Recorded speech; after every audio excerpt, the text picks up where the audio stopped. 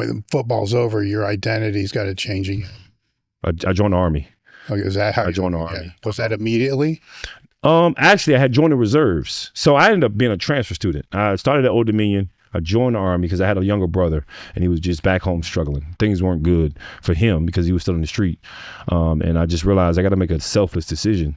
How much younger was your brother? Probably about 3 years. So was he in the same foster care system? Yeah, same foster care. Were you were together? We didn't meet each other until we were 6 years old. Oh, so you were divided. Exactly. And the foster care system put us together.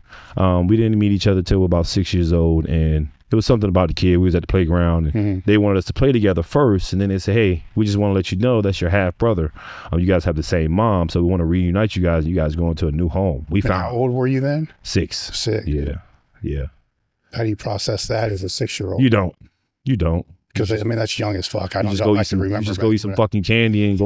You go see fucking candy and go play basketball. That's what you do. You don't. I think these things started to hit me later in life, and that's what caused some of the legal issues I got into later in life. I didn't process these things, Dave, and I had nobody to tell me, hey, you need to process that. You need to sit down and figure that out. Work through that, man. And nobody was around to tell me to do that. Yeah. So it manifested itself negatively later in my life. So it was rough, man. But everything that happened back then leads to who I am now. And I love who I am now. I love myself. I have this self-love for myself where I don't get involved with certain things. I don't let certain people be around me now. You have no idea what I went through in my life. And I the silver spoon thing. It's these kids that come in the powerlifting gym and they have this silver spoon in their mouth, but they want to take it out of their mouth so hard. I'm like, you know how blessed you are to have 2 parents? You know how blessed you are to be in college? And you didn't have to fuck up your knees or your back to get to school, And that sounds horrible. If I put it that way, but you didn't have to fuck your body up. Your parents had everything put away for you. Stop taking this hardcore demeanor like you got all these oppositions and powerlifting, like, oh, I got to prove everybody wrong. And bro, just enjoy this. You don't want to feel like you think you want to feel. You don't want to know what it feels like to sit up at night questioning your self-worth all over a barbell, bro. You don't want to, kids these days have no idea what struggle really is. They have no idea. They grew up in a 2-parent home. Their first car is bought by their family. They get their first cell phone before they can walk. It's all these things they're afforded. And we're making this generation softer.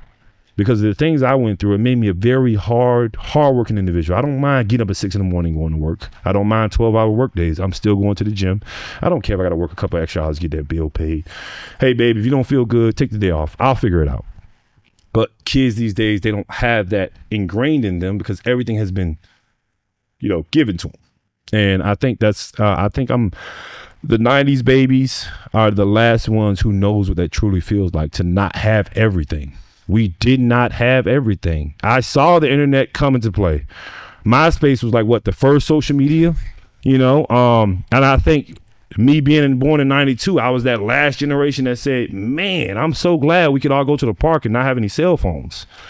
No kid this day will ever understand what that feels like to ride 12 bikes around the neighborhood just to find somewhere to play basketball or play football.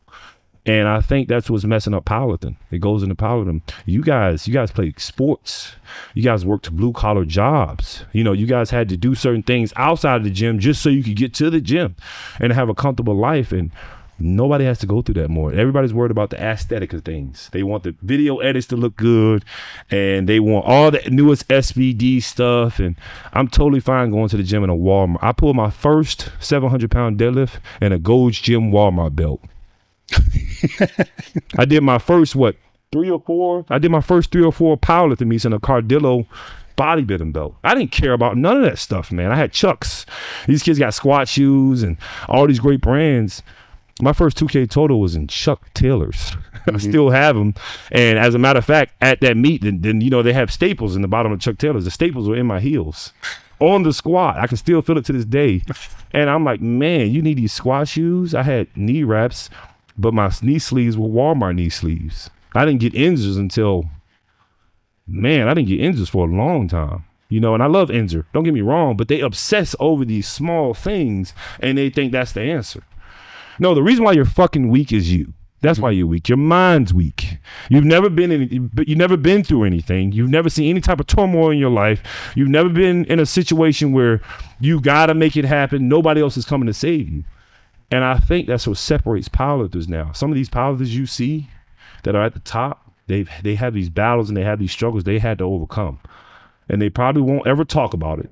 You'll probably never know about it. But there's a powerlifter out right now watching this right now who had some crazy shit that they had to deal with years ago, and they still carry with them. I can't believe I made it out of that. Well, if I made it out of that, I could squat this 1,000 pounds if I made it out of that, you know? And I think that's what we do. We don't take powerlifting for what it is. Powerlifting started as a way for us to work out our problems, and then it became a sport. And then now it's intertwined, you know, and that's what I loved about you guys is at Westside. I knew you guys were going through shit. Guys sleeping in their fucking cars, moving 6 hours away just so they could train under Louis. Like, these are things that men do. They care about it so much they did these things. So what I will always try to do throughout my time powerlifting is remember my struggles. No matter how wealthy I get or how much money I get, I'm always gonna fucking remember that time where, you know, I had to walk out on a senior field by myself, you know, or that time where I had to steal from Food Line because me and my brother didn't have any food to eat.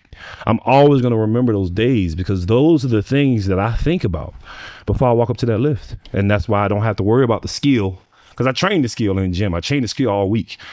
It's not about the skill today. It's about me making myself feel a little bit better about my past by getting the lift. And that sounds sad, but hey, that's how I work. That's how I deal with it, you know? How was the transition from college sport to the military? Because college sport kind of is like the military because you're on a schedule, you know, 4 a.m. practice. Another humbling experience. You know, so, but it's a different level of schedule. So how was that? It was tough, man. It was tough, and they don't give a fuck about who you are. I get there and I'm the biggest guy there, so they immediately start hammering me. I get off the bus, you know, you get off the bus. How big were you when you went in? Like, what'd you weigh? 225. Okay, so I was 225 pounds. Could have been worse. You could have been like 270. Yeah, that too. But I think it's my height. Yeah. It was more so my height that kind of made me stand out. I was in a shorter boot camp class, but it was another humbling situation. Here I am, this Division I athlete, coming, and all these guys are coming from regular lives. Some of these people just got from, and I'm thinking I'm just high and mighty guy, and I get there and they're like, man, we don't give a fuck about you. Drill sergeant's like, oh, Mr. Football Player, and they made it a bad thing. Oh yeah. They wanted me to immediately realize that I'm not better than anybody here, and I'm actually worse, because we don't care about any of that. So the military definitely made me more humble, and it made me think more. It matured me to a level where I was happy for it. I don't regret any day I spent in the military. It was amazing. Not now with the way the government is now, but sometimes I wish I would have stayed in sometimes because I needed that discipline. But I also needed to get away from that discipline so I could be self-sufficient, because it was that discipline that was holding me together. You know, as soon as I got out the military, as soon as I got away from paramilitary organizations, my life started going to shit again because I didn't have that structure. Well, that's what I was wondering, because see, college, you had that structure. High school, it was forming. There's kind of structure. Kinda. But it's more so than if you weren't in it, right? Right, exactly. Then college, it tightens up a little bit more. Then the military, it's tightened like a noose. Right. And because they're going to... And they beat it into you. Yeah, well, they want to break everybody down to the lowest common denominator and then start to build people back up. Oh, they definitely broke me down, man. Yeah. So then when you leave all that, there's... Nothing. It's a void. So it's another identity crisis. It was a void, and that's when I started getting into legal trouble. That's when the legal things started to happen, because now I'm just out here. I guess as we say, I'm out here. You know, I'm just out here doing whatever I want, doing whatever I need to do to get by. I have no pride. I already feel like I'm accomplished because here I am, you know, Afghanistan, United States Army, college football, all this other stuff. Like, I'm just lazy. And, you know, I'm a young guy. I'm like 27, 28 years, you know. So I get out around the time where guys are normally making that decision to retire or, you know, and stay in for another 15. But it was just, it was a shock to me once I got out. And I didn't want to How did you find the weight room at that point? Oh, good point. So this is a funny story. I got extremely addicted to partying. And I'm not talking about just the regular a night out on the town drink. I moved to, and it started when I moved to Georgia. I moved to Georgia, and Georgia has some of the most dynamic nightlife you could ever get involved with. You get exposed to everything. So I was dating a girl at the time. And she loved the party too. So we're partying. I mean, I do everything under the sun, Dave. I'm telling you, everything that's out there on the street that you can go buy and put in your body to feel good, I'm going to buy it. Aside from, the fentanyl and all this crazy shit, but definitely big on cocaine around the time. So I'm partying, man. I would, and she'll tell you, because we were friends around the time, but I would get my paycheck on Thursday. I would go buy an 8-ball Thursday night. That 8-ball would be done by Sunday. I would go to I would probably go to 2 parties every day from Friday all the way to Sunday. And I would have to be at work Monday morning, and I would come in there with shades on just like this, because there's no way you could see my eyes. There's no possible way I would let people see my eyes. One day I got really sick. I got extremely sick. I lost 30 pounds. I lost 30 pounds in probably like 4 days. And I said, man, I need to fucking change some shit. And it to the point where I couldn't even get out of bed. And it was bad. I was thinking drinking Theraflu, just trying to get it to go away. And you know what? I said, you know what? I used to be a fucking athlete, man. I used to be United States Army. I used to be all this other shit. Now I'm out here partying, doing cocaine, meeting random people, just going anywhere, doing everything, eating everything. I said, I gotta get it together. So I said, you know what? Fuck this. I'm gonna get a gym membership and I'm gonna start working out again. And I walk into, shout out to my boy Mike. I walk into LA Fitness in Decatur, Georgia on Church Street. I'll never forget it. And there's this huge guy in the corner named Mike Noren, man. And he's over there doing like 675-pound deadlifts for reps. I'll never forget it. Now I walk in there and I'm like 220. And I'm like, what the fuck? So, Nigel, I told you, Dave, I didn't care if you were stronger than me. I want to know how you got there. So I walk up to him like, hey, man, I want to learn that, man. You think we could work out together? I know you don't know me. I'm Gene. He's like, yeah, I don't give a fuck, man. What do you want in the bar? And I'm like, I really don't know. He's like, well, just start at 2 plates and we'll figure it out. So I started deadlifting, and that's how it happened. That's how it all started. I just started learning from him. I started soaking up every single thing. And it was some days where I'm like, man, you're fucking crazy. I thought some guys in college were crazy. Nobody was crazier than Mike Noren at the time. That's still to this day probably one of everybody has that one training partner that just kind of like, what the fuck? Mike was that for me. Because I'm like, man, he would do sets of 5 on 500-pound squats. He would fill up the leg press with all the plates he could. And I'm talking about deep reps. He's the knees all the way to his chest. He's grabbing 100-pound dumbbells and he's finishing with walking lunges with 100. And this is in the LA Fitness, Dave. So I'm going to circle back to this. But remember, we're doing this in the LA Fitness. So you already know the benches are shit. Mm-hmm. The bars are horrible. And I trained there for about a year and a half. And he started teaching me about the other things, the darker side of things like that. He said, hey man, you'd be crazy if you did this or you change these things, start eating, going to sleep. I said, Mike, I'm gonna listen. And I think my deadlift went from 405 to 650 in a year and a half. And that's when I knew. I said, man, I like this, man. This is awesome. And I always knew about West Side versus the World. I always knew about